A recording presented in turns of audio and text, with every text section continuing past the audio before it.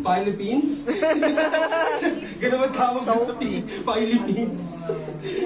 So, kakilala ko, sabi niya kasi, ako si Angela de la Cruz Felipe and kasama ko ngayon Sino? si Kuya Chard sa FB nakalagay. Pero nakita ko, Angelo rin pangalan mo, diba?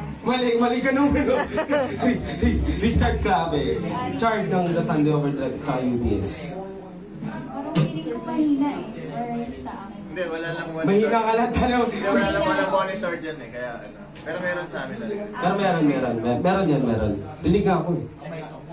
Ah, sige. Hindi na ako magsasalita pala na. Lalayo na ako sa mic. Malaki kasi yung boses mo. Ay, Ayun. Ah, sige. Para makauwi na yung bawat isa.